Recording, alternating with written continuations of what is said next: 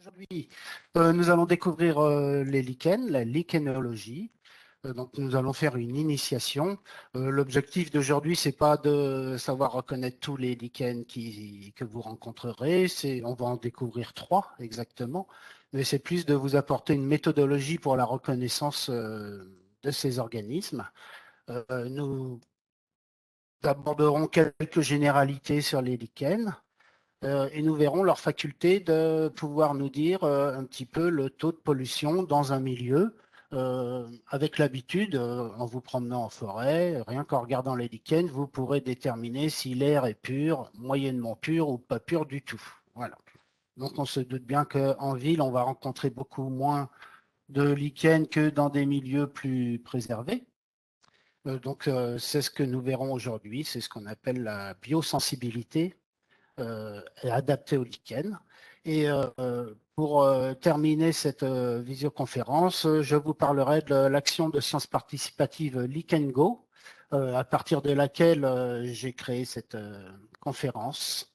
Voilà, c'est une association avec des organismes scientifiques qui ont mis en place cette action. Donc, l'avantage, c'est que vous allez pouvoir ensuite télécharger des documents très très bien faits pour la reconnaissance des lichens. Donc au sommaire, quelques généralités sur les lichens, les adaptations également des lichens à leur environnement. Nous parlerons donc des lichens qui sont des indicateurs de la pollution et nous verrons de quelle pollution on parle. Nous rapporterons ensuite les lichens dans la biodiversité en général. Donc, ils font partie des écosystèmes. Ils sont souvent, comme le disait Frédéric, méconnus, invisibles. Et les lichens peuvent également accueillir et faire vivre une certaine biodiversité. Ensuite, nous rentrerons un petit peu dans le vif du sujet. À partir de 3 exemples, je vous montrerai la méthodologie à l'aide d'une clé de détermination. Donc, je vous parlerai de la façon de servir d'une clé de détermination, de quel matériel on a besoin. Vous allez voir, il ne faut pas grand-chose, hein, mais c'est tellement minuscule qu'il faut du matériel qui amplifie. Et pour terminer, je vous parlerai du protocole LichenGo que vous pourrez mettre en place quand vous aurez une certaine habitude de la détermination des lichens. Pour vous donner un ordre d'idée, le protocole inclut une quarantaine d'espèces, donc ça ne va pas se faire du jour au lendemain pour savoir les reconnaître à coup sûr. Mais vous pouvez tout à fait participer à ce protocole avec des intervenants extérieurs, des associations naturalistes. Donc c'est parti. Frédéric vous le disait, si vous avez des questions, vous n'hésitez pas à nous les mettre dans le chat. Si elles correspondent à la diapositive actuelle, Fred me relayera vos questions. Sinon, nous essaierons d'y répondre à la fin, tout en sachant que, bien sûr, nous sommes plutôt généralistes, nous ne sommes pas des spécialistes des lichens. Alors, déjà, qu'est-ce qu'un lichen? Les lichens, ça vient du grec lichen, qui signifie lécher, parce que ça lèche le substrat. Après, il y a d'autres significations. Sont issus d'une symbiose entre un champignon et une algue verte. Ça, c'est le cas dans 90% des lichens. Donc, vous avez un champignon et en association avec des algues. Donc, on va voir le rôle de chacun. Et dans 10% des autres cas, ce sont des cyanobactéries, ce qu'on appelle des algues bleues, qui elles aussi font la photosynthèse. Donc, elles ont de la chlorophylle et qui vivent donc en symbiose avec des champignons. Donc, ce sont soit des algues, soit des cyanobactéries. Les spécialistes se sont aperçus assez récemment que, en fait, cette symbiose n'était pas due à 2 organismes, mais à beaucoup d'autres, avec des bactéries, par exemple. Comme tous les organismes, on vit aussi en symbiose avec des bactéries. Mais principalement, le lichen est formé d'un champignon. Donc, le champignon, c'est la structure générale du lichen, voilà, qui, lui, va apporter de l'eau, des sels minéraux et des vitamines. Et donc, c'est lui qui donne la morphologie générale au lichen. Et les algues qui sont ici, en surface, voilà, elles sont capables de faire la photosynthèse à partir de l'énergie solaire et de fabriquer du sucre principalement. Donc du sucre, de l'eau, des sels minéraux et des vitamines, et ces organismes ont tout ce qu'il faut pour vivre. Voilà. Alors bien sûr, les algues peuvent vivre indépendamment du champignon, et les champignons peuvent vivre indépendamment des lichens, des algues. Mais ces lichens se sont associés. On verra tout à l'heure un petit peu la genèse aussi et la sortie des milieux marins. Voilà, si on zoome, on va voir, quand on fait une coupe transversale, on s'aperçoit qu'il y a un cortex inférieur, un cortex supérieur, pardon. C'est une sorte d'écorce qui va protéger le lichen, par exemple, des rayons ultraviolets, mais ces couches-là sont poreuses, c'est-à-dire que l'eau et ce que contient l'eau va pouvoir rentrer dans le lichen. Et vous voyez ici en surface la couche avec les algues, un petit peu emprisonnée dans la médule. Et donc pourquoi c'est en surface? Parce que les algues ont besoin de faire la photosynthèse, donc très très près de la surface et du soleil. Et le reste du corps du lichen, on appelle ça la médule, c'est principalement le corps du champignon. Donc ces algues, il en existe plusieurs espèces. Voilà, donc chaque champignon va donc s'associer avec une algue particulière pour former cette symbiose. Donc les spécialistes nous parlent soit d'une symbiose, soit d'un parasitage.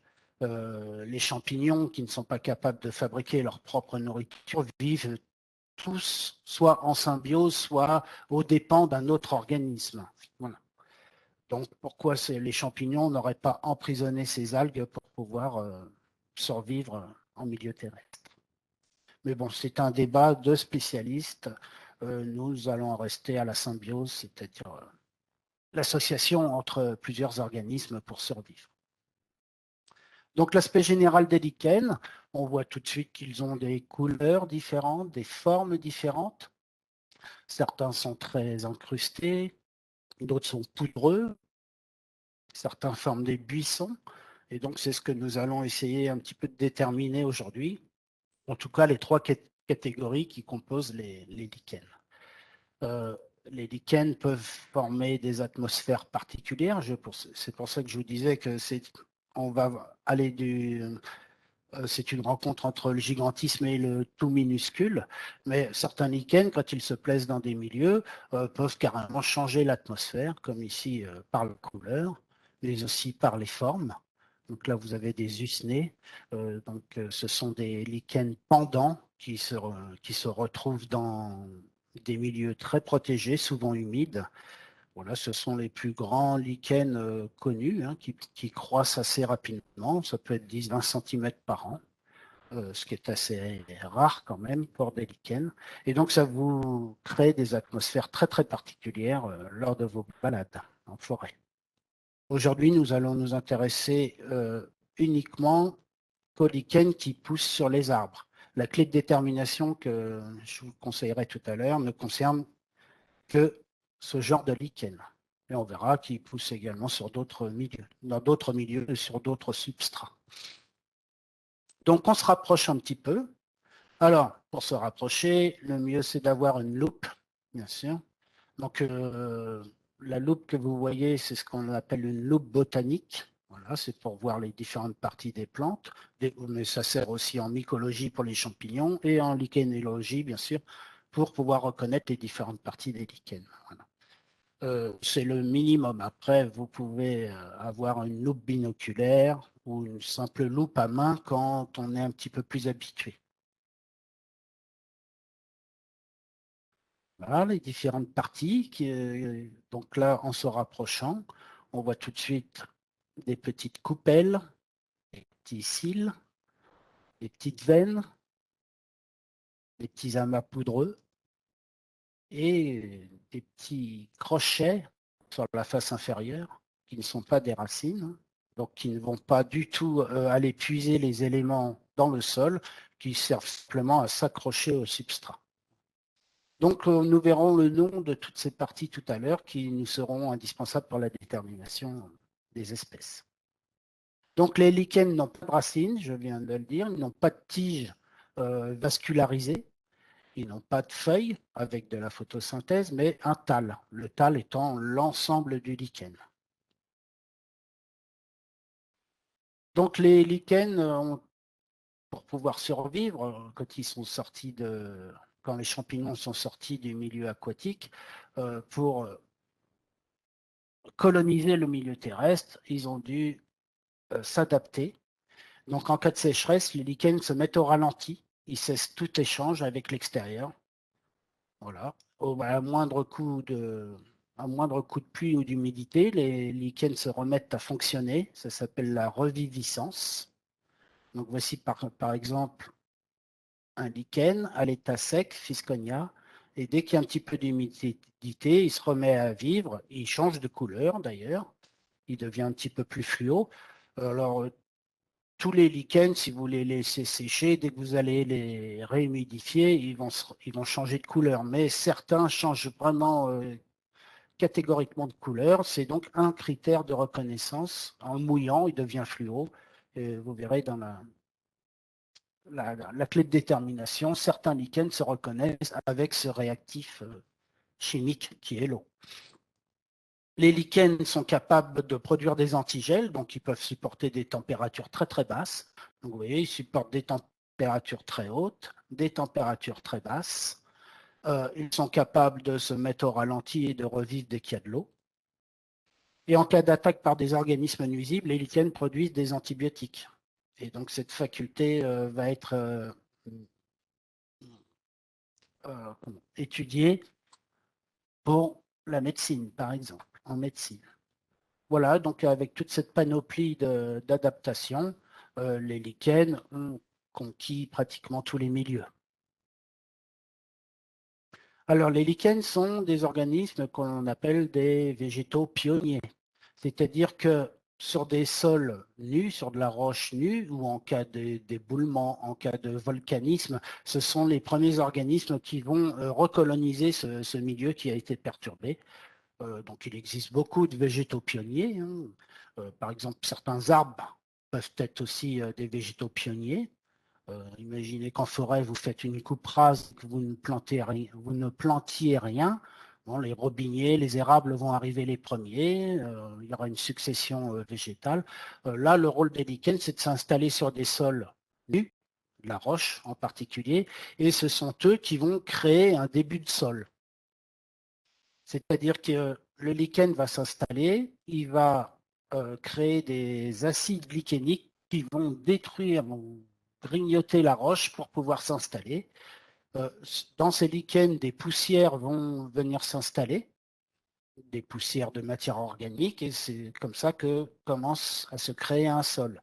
Ensuite, d'autres plantes viendront s'installer sur cette genèse de sol. Je pense aux mousses, par exemple, aux fougères.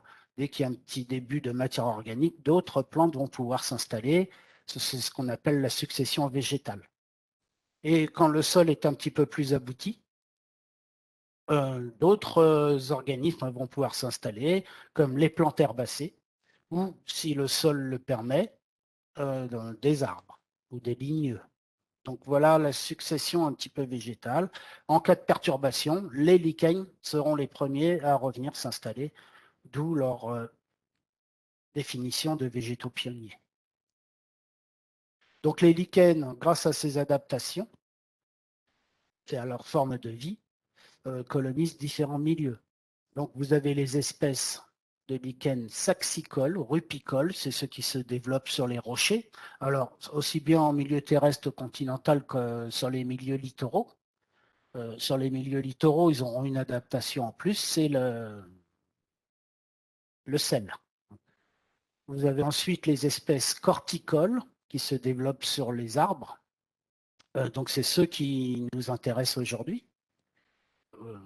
Il y a 3000 espèces en France, donc il fallait bien sélectionner une certaine catégorie de lichens pour pouvoir ensuite appliquer le protocole.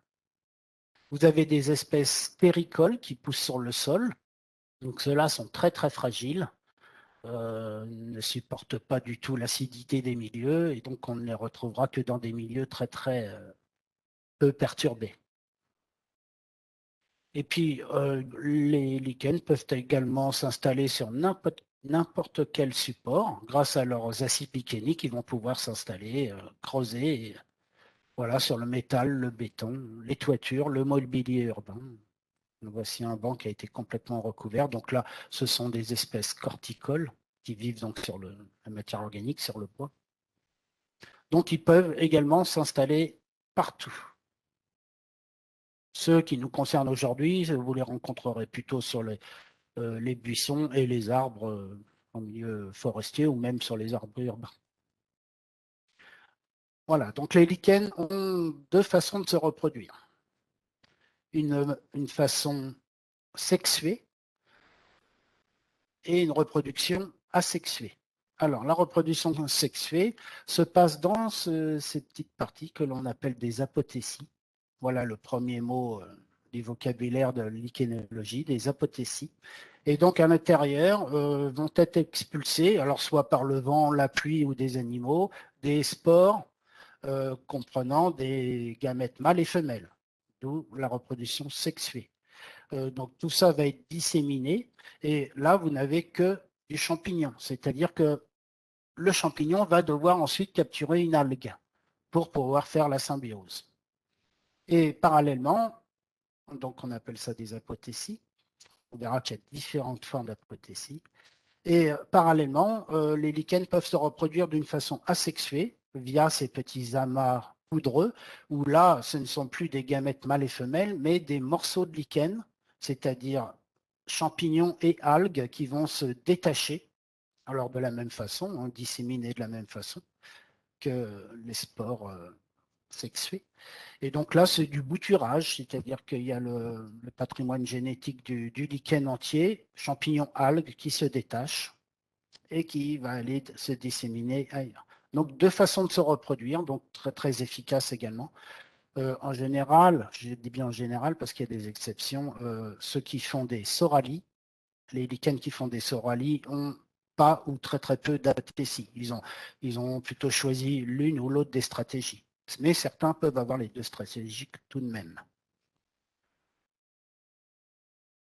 Sur l'utilisation des lichens par les hommes, bien sûr.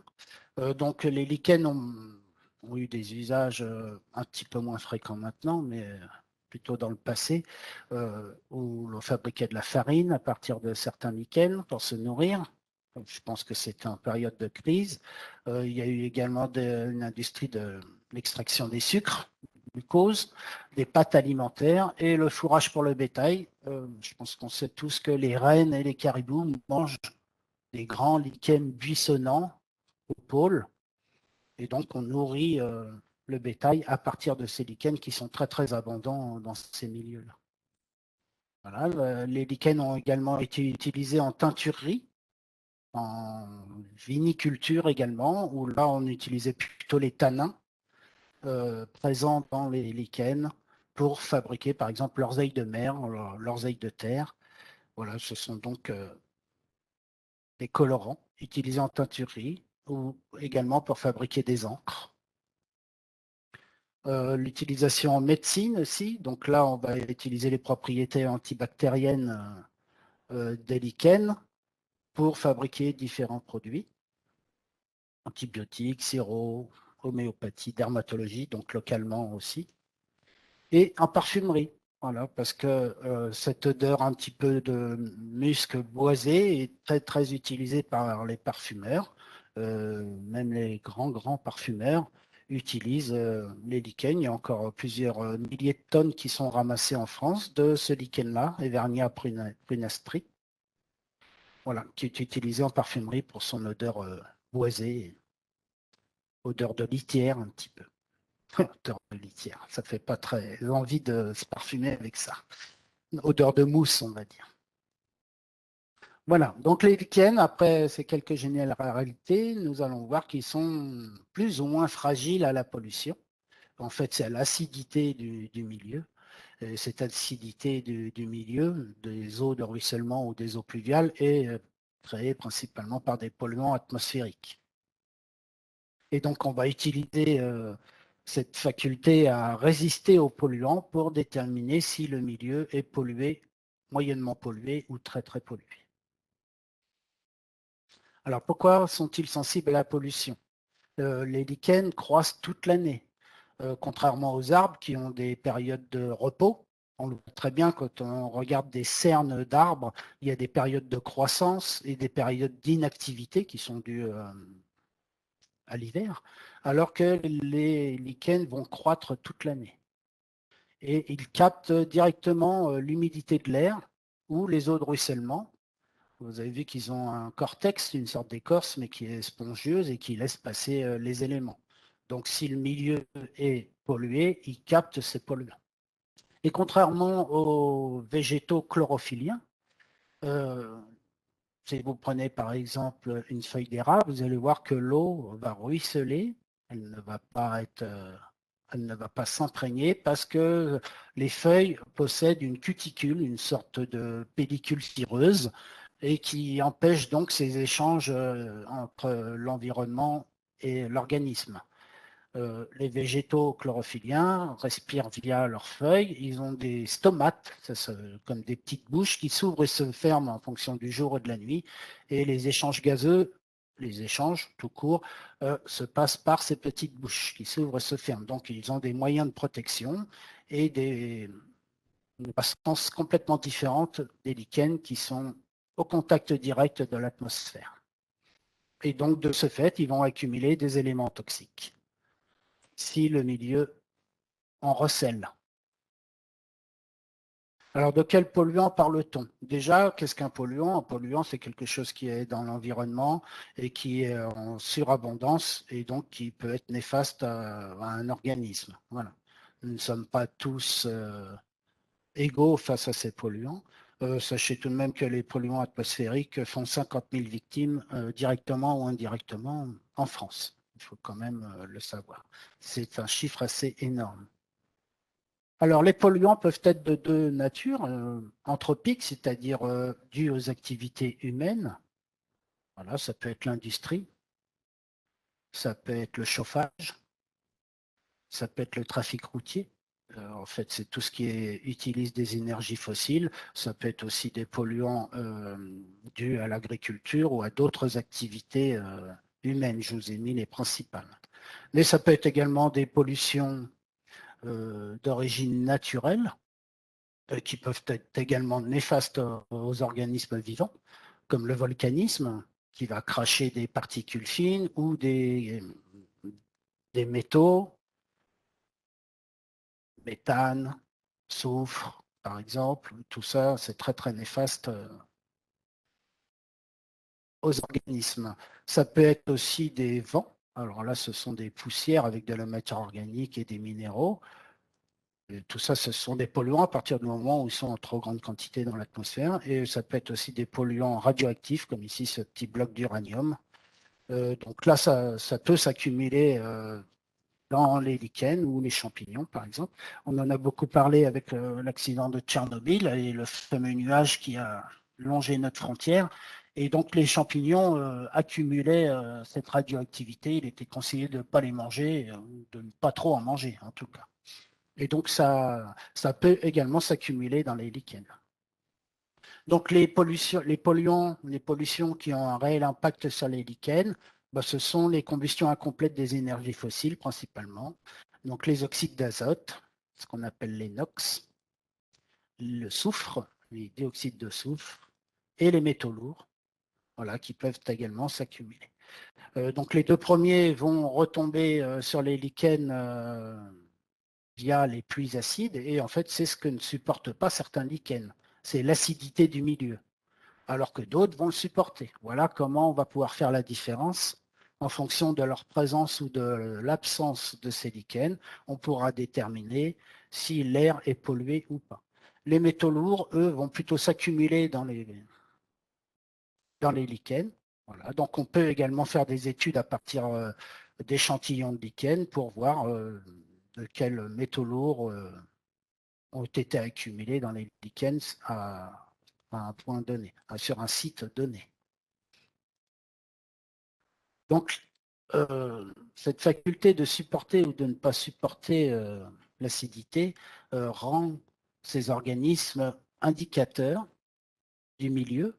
Donc il existe plusieurs organismes, plusieurs espèces, qu'elles soient végétales ou animales, qui vont nous servir comme ça à déterminer la pollution d'un lieu, les perturbations en tout cas d'un site ou d'un écosystème. On appelle ça la biosurveillance.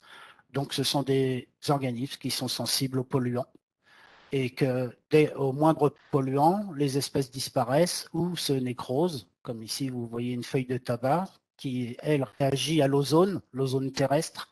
Donc s'il y a trop d'ozone terrestre, les plants de tabac vont se nécroser. Voilà, c'est un lanceur d'alerte, mais on peut utiliser également des poissons très, très fragiles qui vont disparaître à la moindre dégradation du milieu. Donc tous ces organismes font partie de la biosurveillance et on peut les retrouver dans tous les milieux, terrestres ou aquatiques. Donc les lichens, on l'a dit, sont des bioaccumulateurs de polluants. Pour rappel, parce qu'ils ont une croissance lente, une activité de photosynthèse continue et qui n'ont pas cette cuticule, cette pellicule cireuse qu'ont les feuilles des végétaux chlorophylliens. Donc, comme certaines espèces résistent et d'autres ne résistent pas, voici les deux extrêmes, les canoras qui résistent à la pollution et l'Obaria qui ne résiste pas du tout, qui disparaît dès que l'atmosphère est trop polluée. Donc il y a tout un gradient entre ces deux extrêmes. Et donc on va utiliser cette polluosensibilité pour faire des inventaires et déterminer la pollution d'un site. Et je vous l'ai dit, on peut également soit faire cette méthode de présence-absence de l'espèce, soit analyser des polluants. Il y a des études qui ont été faites. Où, donc là, on va prendre des échantillons et rechercher des polluants particuliers, en particulier des métaux lourds ou de la radioactivité. Donc, le protocole qui nous intéresse aujourd'hui, c'est le protocole de présence-absence de lichens qui poussent sur les arbres. Donc, les lichens corticoles, pour rappel. Voilà la liste. Donc, le protocole a été mis en place à partir d'une méthode qui existe déjà depuis longtemps, de présence-absence. Donc, une quarantaine d'espèces sur cette liste que vous pouvez vous procurer assez facilement. Et donc, cette zone ont été attribuées en fonction des associations d'espèces de lichens. Donc, vous voyez qu'ici, les lichens sont absents. Donc, la pollution est très, très forte. Vous allez retrouver dans ces milieux que des algues terrestres. Et à l'extrême, dans une pollution très faible, vous allez retrouver ces espèces-là. Donc, en fonction de vos inventaires et avec un tout petit peu d'habitude, dès que vous vous promènerez en forêt, vous verrez s'il y a, par exemple, prenons l'exemple de Xanthoria, qui est un genre particulier, ce sont les lichens plutôt orangés, mais il y a plusieurs espèces, et chaque espèce est plus ou moins sensible à la pollution.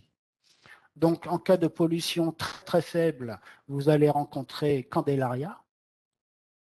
Dès que la pollution augmente, vous allez retrouver Parietina, Xanthoria parietina, alors que Candelaria aura disparu ou ne sera pas présent. Et en cas de pollution très très forte, vous allez retrouver Polycarpa.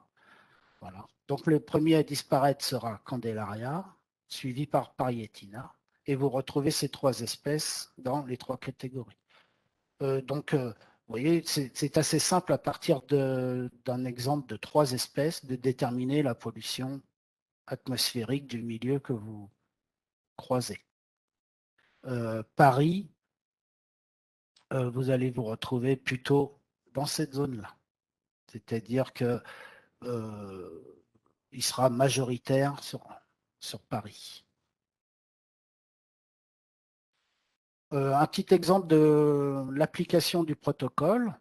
Une collectivité en Vendée a fait appel à une association naturaliste et lui a demandé de mettre en place sur une zone déterminée, donc là c'est un milieu assez uniforme, bocager, donc de l'élevage, des haies, des bosquets, et de mettre en place ce protocole pour voir un petit peu s'il y avait des points chauds pour pouvoir ensuite les traiter, des points donc de pauvreté lichénique.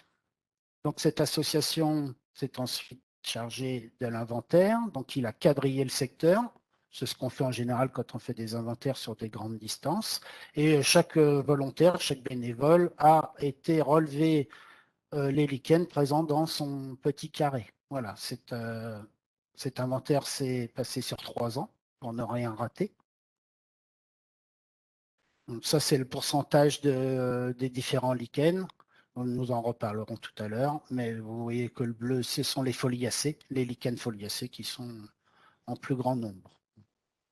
Donc le résultat de cet inventaire a permis de dire que le site qui a été étudié a une très bonne qualité de l'air. Voilà, 2 points chauds ont été aperçus, c'est-à-dire qu'ils ont trouvé très très peu de lichens sur cette zone. L'étude ne dit pas quelles sont les raisons de cette pauvreté lichénique. Ça aurait été intéressant de le savoir. Certainement des zones d'activité humaine plus intenses. Donc vous voyez qu'il y a une application à ce protocole qui peut nous permettre de déterminer comme ça la qualité de l'air. Voilà. Maintenant, nous allons parler un petit peu des lichens et de la biodiversité. Donc, les lichens se trouvent dans des écosystèmes. Ils sont apparus sur Terre au Dévonien, donc moins 400 millions d'années. Ce ne sont pas des organismes très, très récents. Bien avant les végétaux, l'idée était que les champignons et les algues sont sortis de la mer, donc ils sont restés des millions d'années sur le littoral, moitié dans l'eau, moitié dans l'air. Les algues apparemment auraient colonisé en premier le milieu terrestre et les champignons sont apparus après, sont sortis de l'eau et certains, pour pouvoir survivre, se sont associés à ces algues. Donc là, c'est assez flou. Pour moi, je vous avoue que je n'ai pas trop creusé comment ils sont sortis des milieux marins, mais ça, c'est une certitude. Voilà, il y a 18 000 espèces connues dans le monde de lichens, 3 000 en France. Donc nous, on va essayer d'en déterminer 3 aujourd'hui. Il faut bien commencer. Mais 3 000 espèces donc, dans les différents milieux qu'on a vus tout à l'heure. Et donc, ils ont colonisé les milieux marins, les milieux montagnards, les milieux polaires et les milieux désertiques. C'est-à-dire qu'ils se sont adaptés au sel, aux UV en milieu montagnard, au sel en milieu marin, bien sûr, au froid en milieu polaire et à la sécheresse en milieu désertique. Apparemment, ils n'ont pas conquis le milieu marin. Voilà. Peut-être sur les îles, mais ils ne sont pas dans la mer à proprement parler.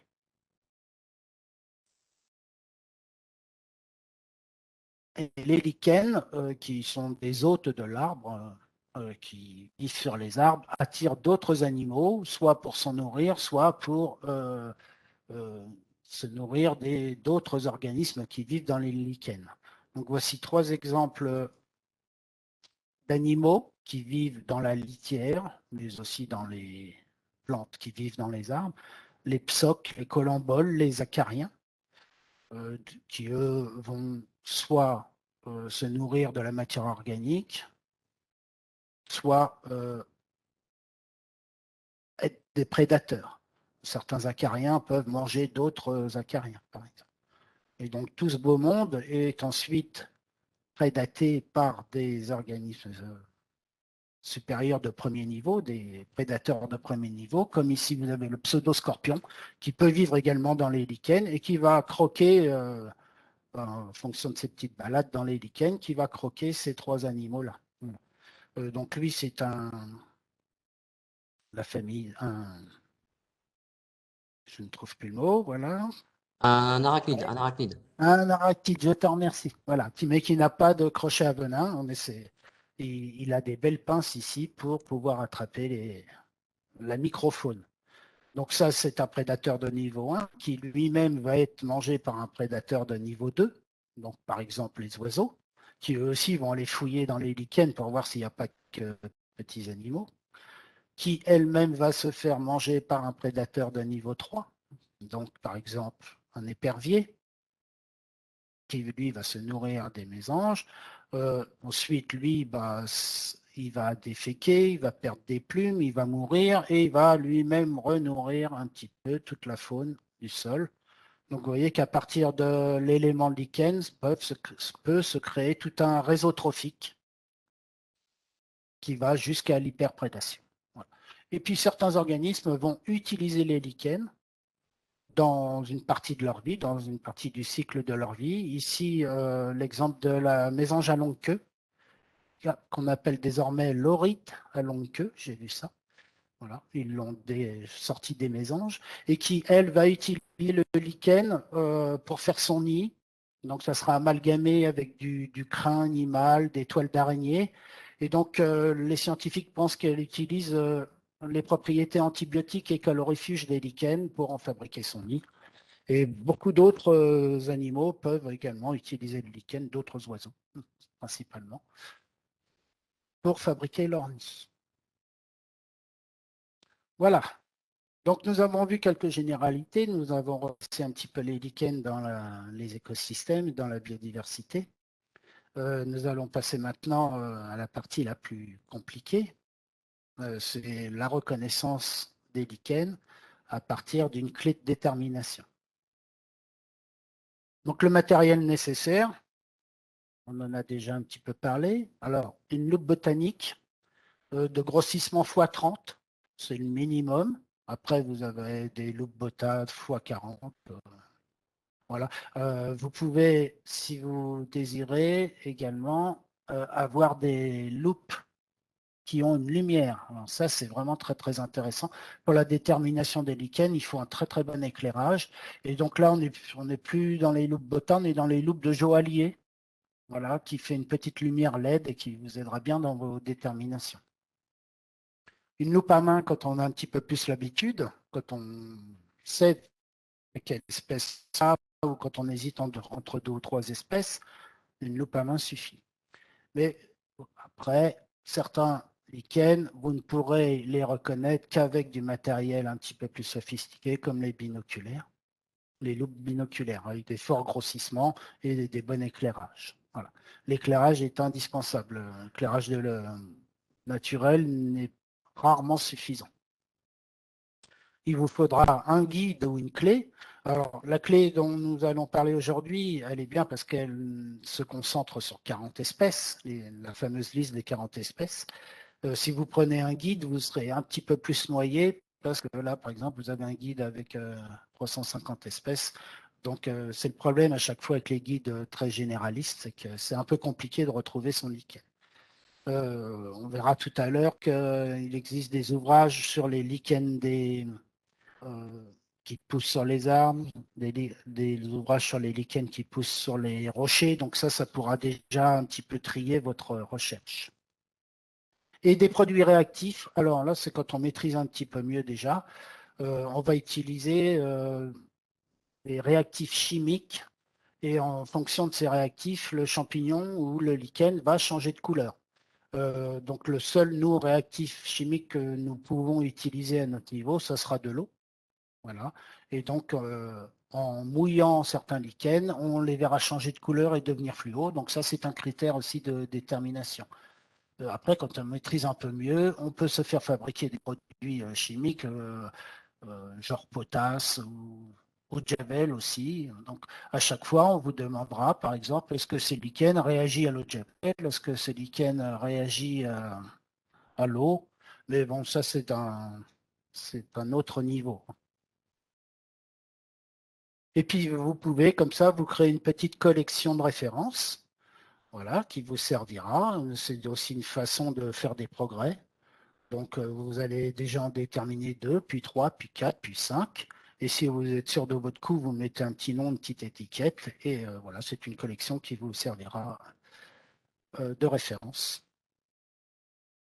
pour progresser dans la discipline. Alors, voici quelques ouvrages dont je vous parlais. Déjà, un site, l'Association française de lichénologie, qui a l'avantage d'être fiable avec des photos prise au microscope électronique pour vous montrer les critères ou qui vous dit tel lichen réagit à tel réactif. Voilà, c'est intéressant mais ardu quand même. Et puis après les petits guides que je vous parlais, milieu par milieu, donc lichen des roches, lichen des sols, lichen des arbres. Voilà, des guides plus généralistes.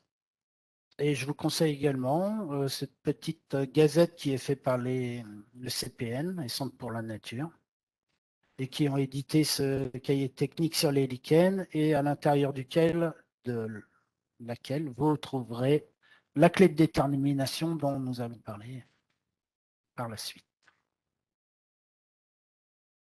Alors, la récolte des lichens, je vais en parler un petit peu après. Mais allons-y maintenant. On peut, parce que c'est une question qui est posée sur le chat, on peut tout à fait, dans sa collection de références, euh, garder quelques échantillons. Alors bien sûr, on va les conserver en milieu sec, donc ça c'est pas génial, mais si vous les arrosez de temps en temps, ils ne vont pas mourir. Au travail, j'ai une petite collection de références. Les lichens sont arrosés à l'eau du robinet tous les 15 jours et ils ne meurent pas. Bien sûr, ils ne sont pas dans les meilleures conditions. Après, votre collection de références, vous pouvez tout à fait la laisser dans une grange ouverte à l'humidité de l'air, ça ira très très bien. Donc voilà quelques ouvrages que je vous conseille, que vous pouvez bien sûr retrouver dans nos locaux professionnels, à la Maison Paris Nature, à la bibliothèque, pendant les heures d'ouverture.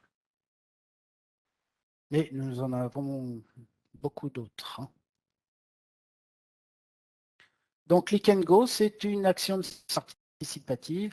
Alors, pour ceux qui ne connaissent pas bien le concept des sciences participatives, en fait, ce sont des actions qui sont mises en place par des instances scientifiques qui souvent confient l'animation de cette étude à des associations naturalistes pour faire vivre ce programme.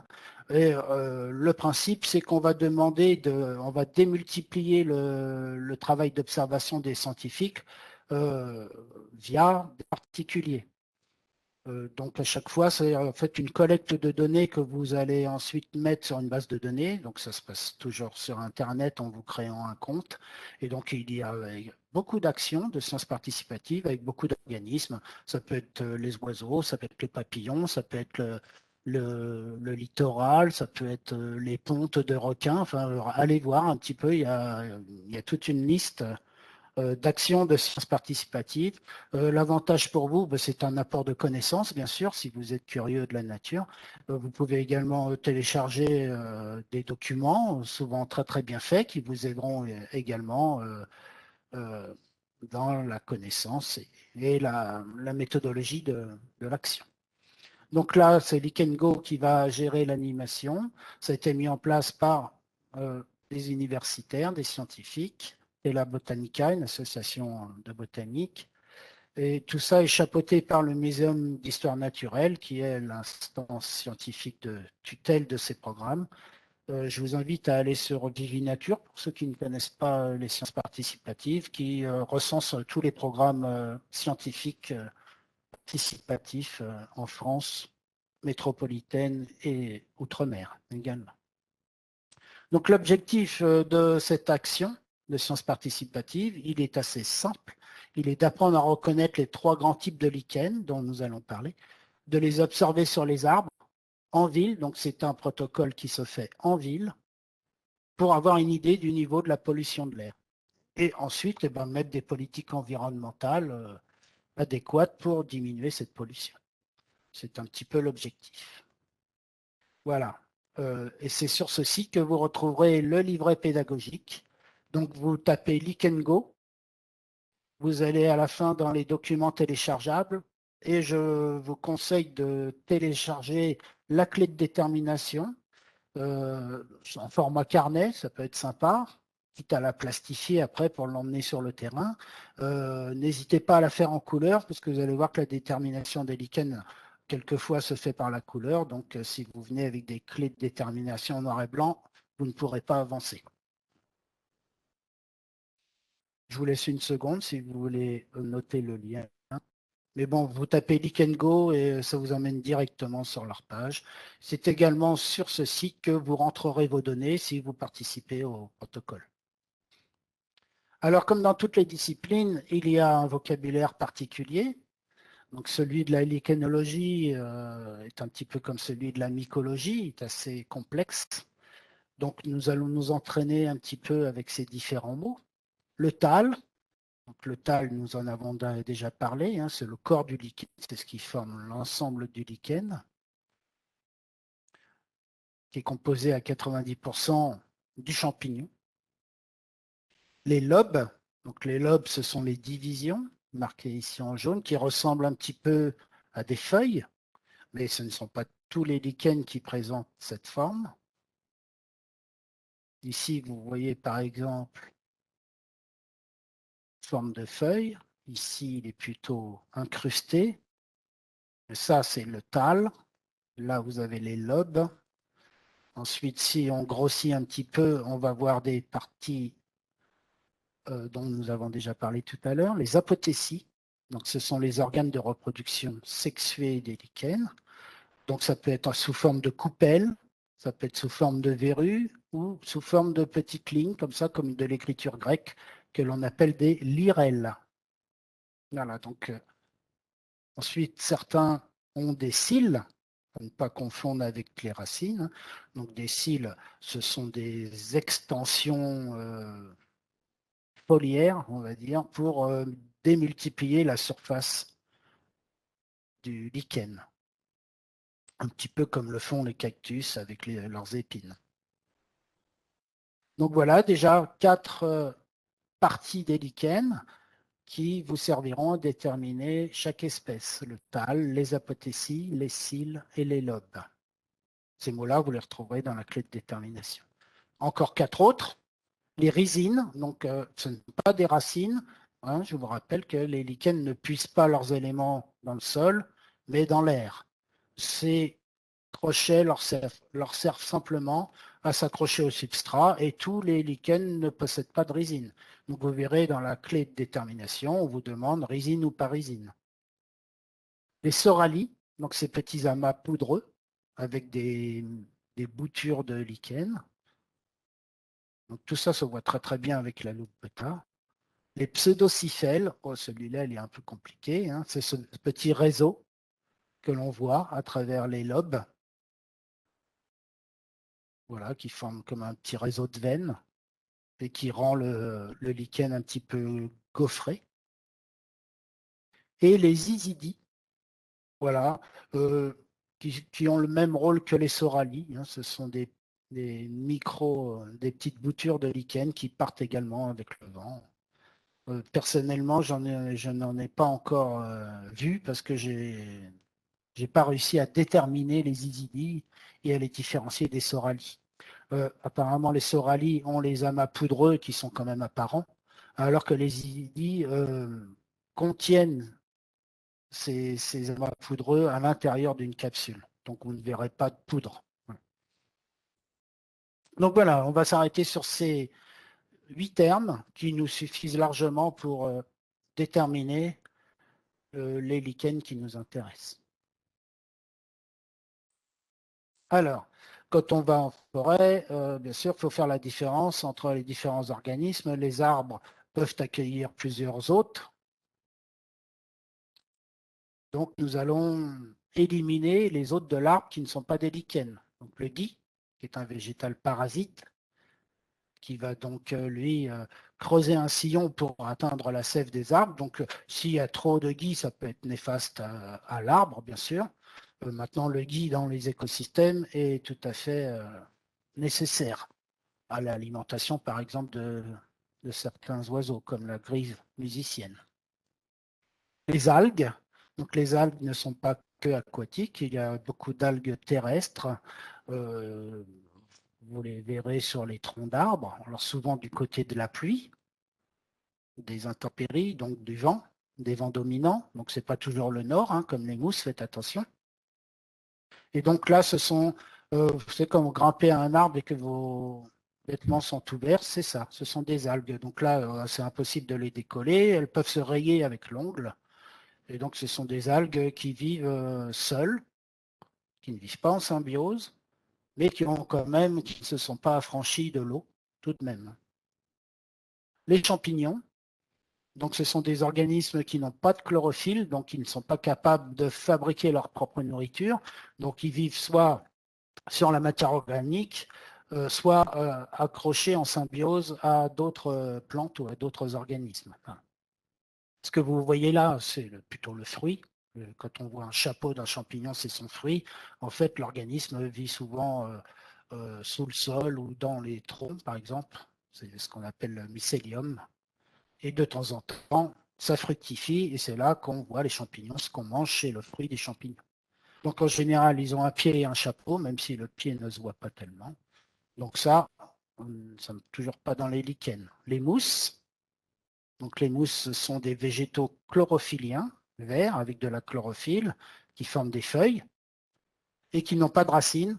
Donc eux aussi ne puisent pas leurs éléments dans le sol, mais plutôt dans l'environnement, dans l'atmosphère. Et pour s'accrocher au substrat, ils ont des rhizoïdes. Voilà. Ce ne sont pas des racines. Et ce ne sont pas des rhizines non plus. Et des plantes qui vont, elles, s'accrocher, monter, utiliser l'arbre comme support pour aller vers la lumière.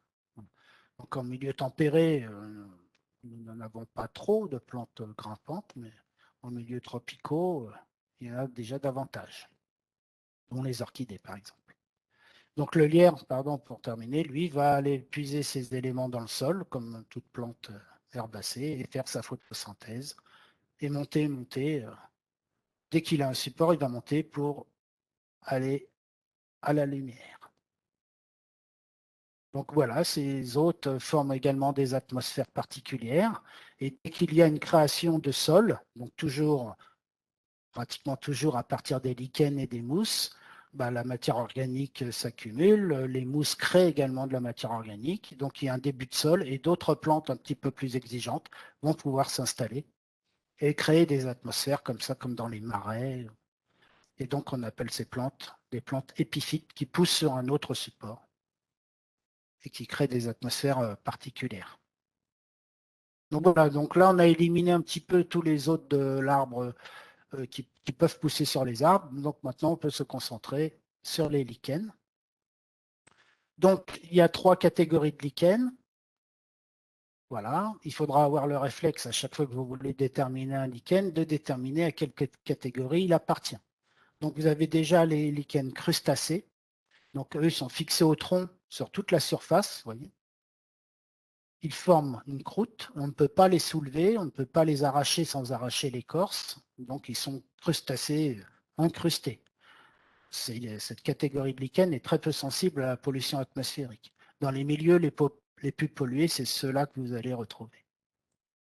Ensuite, vous avez une deuxième catégorie qui, elle, forme des folioles, des lobes.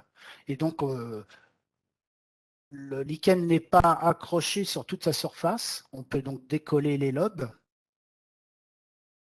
faiblement sensibles à la pollution. Et la troisième catégorie, c'est les fruticuleux, qui, en forme de buisson, forme de lanière, qui eux sont accrochés simplement à une seule base, ce qui les rend fragiles. À la moindre tempête, ils peuvent donc tomber, alors que les crustacés ne bougeront pas. Après une tempête, il faut aller en forêt et vous trouverez ce genre de lichen au sol. Enfin, s'ils sont présents, parce qu'ils sont souvent assez hauts. Donc, eux ne sont pas très fragiles à la pollution. Donc, voilà les 3 catégories qu'on va vous demander de déterminer dans la clé de détermination. Donc, à chaque fois, il faudra revenir à ce premier niveau pour déterminer le lichen. On va faire 3 essais après pour vous comprendre un petit peu mieux. Mais juste pour votre information, il existe d'autres types de lichens qui ne sont pas pris en compte dans la clé de détermination. Les squamuleux, donc là, ils forment comme des petites écailles sur la surface du tal, un peu comme le font certains chapeaux de champignons, comme les lépiotes, par exemple. Donc là, ce sont des petits morceaux que vous pouvez enlever, que vous pouvez tirer, comme des petites écailles. Vous avez des complexes. Alors, ceux-là sont complexes parce qu'ils sont composés de deux tals différents. Un tal primaire, donc qui est plaqué sur le sol, et un thalle secondaire avec des apothécies au bout. Ce sont donc les parties reproductrices. Ces lichens vivent sur le sol. Ils sont très rares. Donc très rares. Quand vous en rencontrez, c'est que l'environnement est vraiment très, très bien préservé. Voilà. Je ne sais pas si on en rencontre beaucoup en région, à Paris, de cela. Donc en forme de corne ou de trompette, avec au bout les apothécies et les parties reproductrices. Et l'étal gélatineux, donc voilà, qui ressemble à la gélatine. Ne pas confondre avec certains champignons gélatineux, comme les oreilles de Judas ou des champignons comme ça. Donc là, on a bien affaire à un lichen, donc une symbiose avec les algues. Voilà. Donc nous allons faire un exercice à partir des 3 catégories. Donc, je vous les rappelle. Les crustacés, donc l'étal crustacé, donc incrusté, indécollable, les thalles foliacées qui forment des lobes que l'on peut décrocher avec une pince ou avec l'ongle, et les fruticuleux qui forment des buissons, des lanières pendantes. À vous de jouer. Donc, je vous montre une photo. Bon, c'est dommage que là, ce ne soit pas plus interactif, mais je vous laisse 10 secondes pour chaque diapositive pour jouer avec nous. Donc, foliacée. Voilà, tout le monde avait bon, hein, donc avec des lobes qui se détachent. Vous avez compris le principe, donc on enchaîne. Ah, je ne vous ai pas dit, faites attention, il y a des pièges. Celui-ci, alors quelquefois, ils peuvent être très très incrustés, très plaqués sur le substrat, mais la reconnaissance, c'est qu'on voit toujours ces petites folioles, ces petits lobes qu'on peut décoller. Donc nous sommes encore sur un foliacé. Ah oui, là c'est le piège, hein. C'est une mousse, donc c'est un hôte de l'arbre, mais à éliminer dans la détermination des lichens. Celui-ci, donc là on pourrait penser qu'il est un petit peu buissonnant, mais non, il est simplement foliacé. Celui-ci, donc qui forme des lanières. Donc là on est bien chez les fruticuleux, les plus rares, hein. Celui-ci, plaqué sur son substrat, indécollable. Les petites verrues noires que vous voyez sont les apothécies, les parties reproductrices. Donc là, on est bien sur un crustacé. On ne peut pas détacher. Celui-ci, alors là, la photo n'est pas assez zoomée, mais si vous mettez un petit coup de zoom dedans avec votre loupe botanique, vous allez voir qu'il fait des lobes. Voilà, donc comme je vois que le petit jeu vous plaît, vous avez droit à un deuxième tour. Moi, je ne le vois pas, mais je le ressens. Donc là, vous êtes bien sûr des foliacées. Oui, très bien. Je vois que ça joue dans les chats.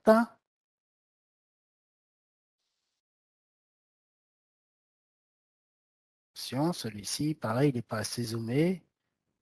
Et non, non, j'ai beaucoup de crustacés, mais non, il est foliacé. Regardez bien, là, vous voyez les lobes qui se décollent, même si l'ensemble du tal paraît incrusté. Donc, on est bien chez les foliacés. Il est très, très plaqué. Ah, alors là, ça, c'est juste pour vous embrouiller un petit peu. Oui, on est bien chez les crustacés, c'est bien.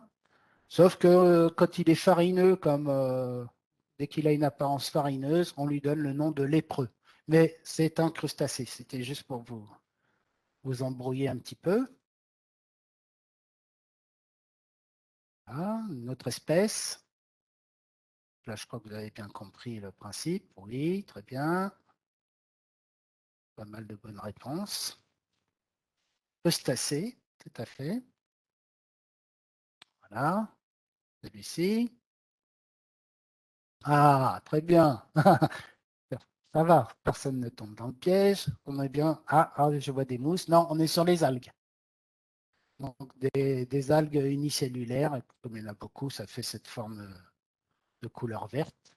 Une petite poudre, hein. Dès que vous passez le doigt dessus, vous vous retrouvez avec cette poudre sur le doigt, hein. Alors que le lichen, vous pouvez passer votre doigt dessus, il n'y aura pas de résidus sur votre doigt. Voilà, celui-ci, terminé. Donc là, pareil, il faudrait zoomer un petit peu. Non, nous ne sommes pas chez les fruticuleux. Nous sommes chez les foliacées, exactement. Voilà. Alors après, c'est difficile comme ça sur photo, il faut vraiment se rapprocher. Donc voilà, ce petit exercice était pour vous montrer les trois catégories. Donc maintenant, on va prendre des exemples concrets.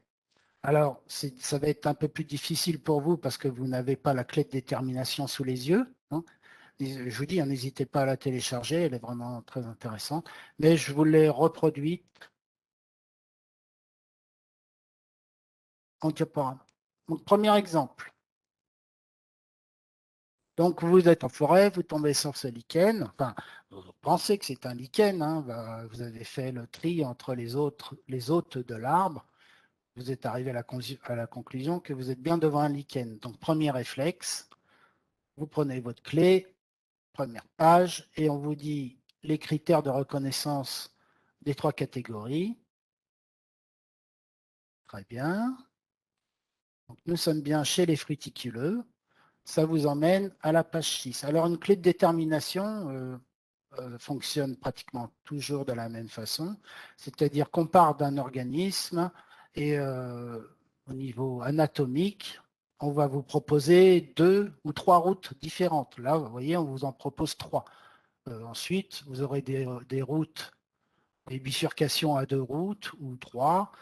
Donc, et petit à petit, comme ça, en suivant le bon chemin, ça vous amènera à une espèce. Voilà, si vous vous trompez à un rond-point, c'est fichu. Vous ne tomberez pas sur la bonne espèce. Donc, par élimination, on arrive à une espèce. Donc, nous sommes bien chez les fruticuleux. La clé nous dit d'aller voir en page 6. Donc, on va à la page 6. Nous voilà avec notre lichen fruticuleux.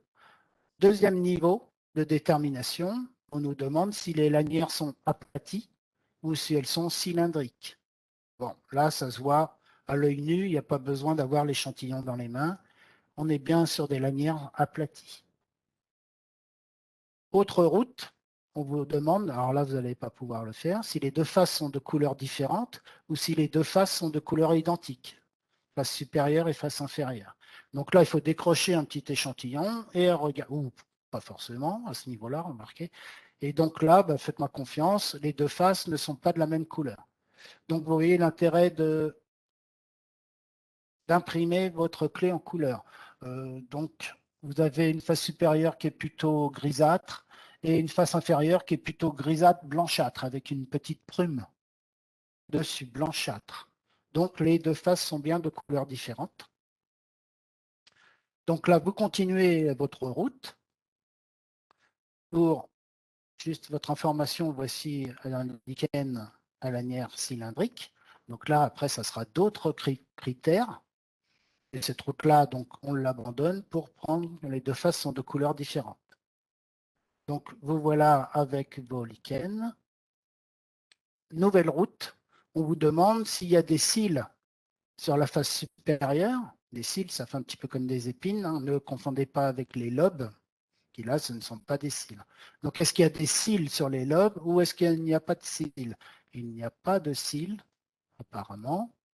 On est d'accord. Donc, vous avez compris le principe. Vous continuez la route. Donc là, je vous ai donné un petit peu la réponse tout à l'heure. Dernier niveau, dernier rond-point, on vous demande si la face inférieure est unicolore, donc blanchâtre, ou est-ce que la face inférieure est bicolore, c'est-à-dire avec une base noire. Donc là, soit il faut retourner, soit il faut arracher un lobe, et là, on se rend compte que la face inférieure est unicolore, blanchâtre, ce qui vous amène à un nom, Evernia prunastri. Voilà. C'est le plus courant, hein, des fruticuleux que vous pouvez rencontrer en milieu urbain. Voilà. Les autres étant un petit peu plus fragiles. Donc voilà le principe un petit peu. On suit une route. Si on se trompe de route, on n'arrive pas à la bonne espèce. Donc ça, c'est assez facile. On va en faire 3. Ces 3-là, vous pourrez les appliquer dès demain, dès votre première sortie. Deuxième exemple. Donc vous doutez bien qu'on va prendre une autre catégorie de lichen. Donc pareil, le réflexe, on revient au début de la route où on vous propose 3 routes différentes. Donc, nous sommes bien chez les foliacées. Ah ben, c'est bien avec le chat comme ça participe bien. Donc là, on vous dit d'aller à la page 10 de votre petit livret.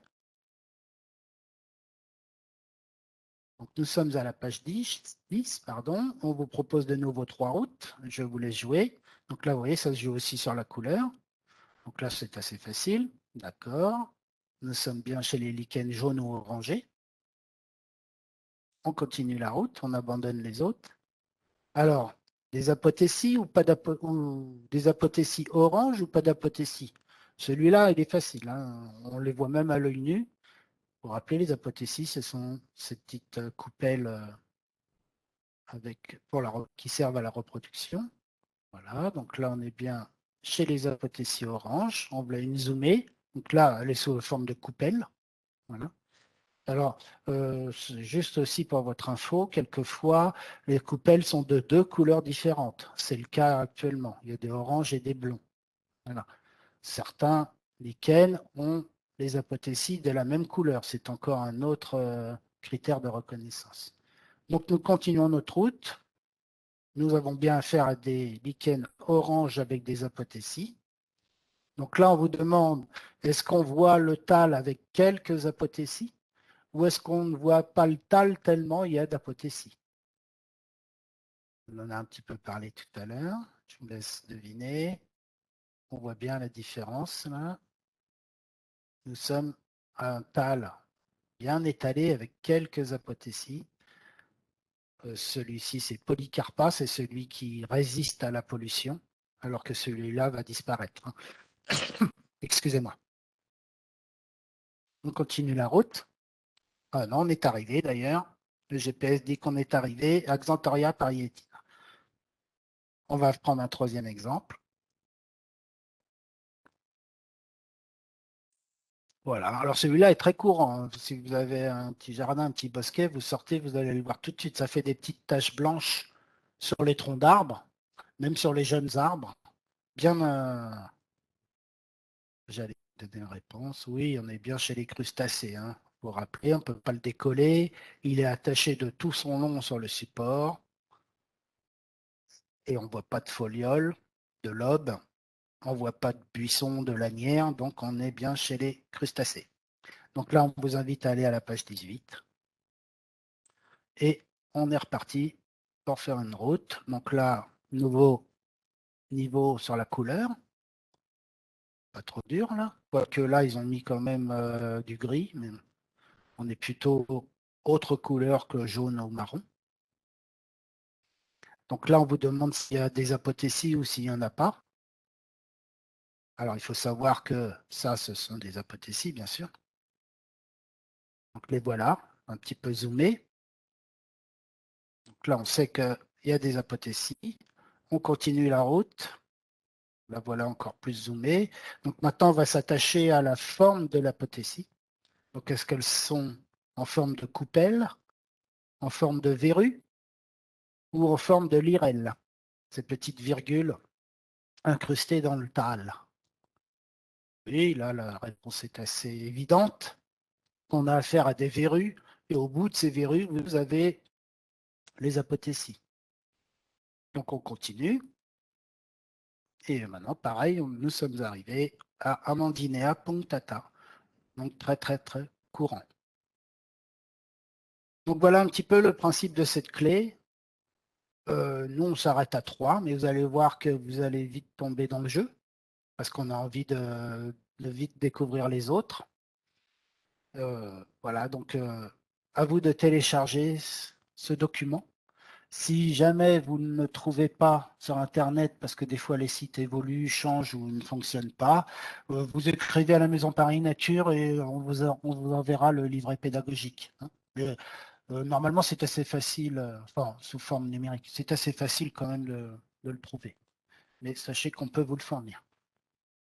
Voilà, donc vous n'avez plus qu'à aller en forêt et puis vous entraîner.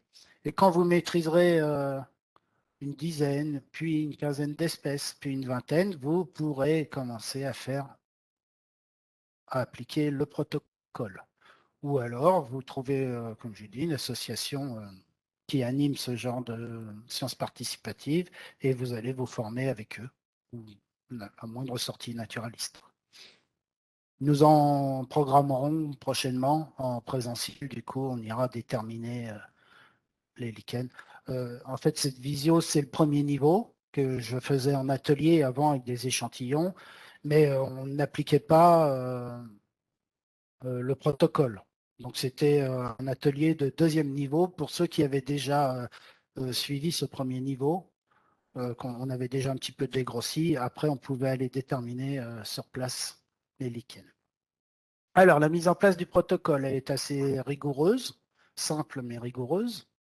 Donc, il faudra choisir des arbres particuliers. Donc, il faut qu'ils soient assez âgés pour qu'il y ait assez de lichen dessus. Alors, vous ne prendrez pas des résineux ou des platanes ou des bouleaux. Alors, pour deux raisons, les résineux ont une écorce très acide et les lichens n'aiment pas trop et renouvellent aussi assez régulièrement leurs écorces. Et les platanes et les bouleaux, euh, les lichens n'ont pas le temps de s'accrocher dessus parce qu'ils renouvellent régulièrement leurs écorces. Donc, il faudra qu'il n'y ait pas de mousse, pas de lierre, pas d'hôte de l'arbre, mais que des lichens, pas de branches basses. Donc, il faut 3 arbres donc, alignés et qui présentent tous ces critères. Ensuite, vous allez placer vos grilles. Alors, les grilles, vous avez des gabarits dans le livret pédagogique que vous pouvez télécharger. Ce sont des grilles ajourées. Donc, vous avez 5 cases que vous allez donc accrocher sur chaque face de l'arbre. Donc, il vous en faut 4, un au nord, un au sud, pour pouvoir ensuite déterminer les lichens et les reporter sur une fiche de terrain. Donc, vous voyez, c'est assez laborieux quand même. Et donc, après, vous allez déterminer les lichens de chaque carré. Donc, il vous faut déjà un certain entraînement pour pouvoir les déterminer. Et il vous faut également dans votre matériel une boussole, bien sûr. Alors, soit vous le faites en petits groupes et vous faites un arbre par un arbre en déplaçant vos grilles, soit vous le faites avec un groupe que vous pouvez donc diviser. Et dans ce cas-là, il vous faudra 12 grilles pour installer sur les 3 arbres. Voilà, donc vous relevez ensuite les lichens, face par face, arbre par arbre, et vous allez, je vous rappelle la liste des lichens qui nous intéressent. Et donc ensuite, vous rentrez chez vous, vous allez sur le site internet LichenGo, et comme à chaque fois, il va falloir vous créer un compte avant de rentrer vos données. Donc en début, on va vous demander de définir la zone. Est-ce que c'est en ville, périurbain? C'est des informations sur le lieu que vous avez choisi. Vous allez vous créer une station et la nommer, par exemple Parc Floral 1, parce que vous pouvez faire plusieurs stations. Donc vous pouvez faire la station dans votre jardin, dans l'espace vert le plus proche, dans les arbres d'alignement. Ça ne dérange personne, ça n'abîme pas les arbres, personne ne viendra vous embêter.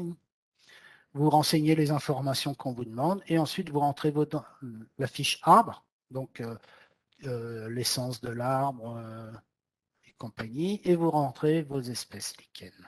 Donc vous voyez que c'est assez compliqué et que ce n'est pas à la portée de tous les particuliers. Donc le mieux, c'est quand même de vous inscrire dans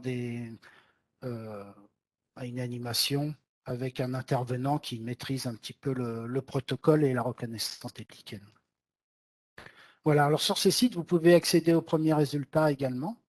Donc, c'est des cartes de répartition des lichens, donc des zones de pollution. Et vous avez également des petits tutos, des petits jeux, des petits quiz qui peuvent vous aider aussi à avancer dans la discipline. C'est assez bien fait. Donc, n'hésitez pas à aller sur ce site. Voilà, je pense que nous avons terminé avec cette présentation. Donc, c'était très, très généraliste. On a survolé un petit peu tout, mais je pense que vous avez les premières billes pour la détermination des lichens. Et je pense que dès demain, vous allez en voir davantage déjà en vous promenant, chose que peut-être vous ne voyiez pas avant. Vous allez accrocher forcément à cette discipline si vous aimez les sciences naturelles. Voilà, j'espère que cette visioconférence vous a plu.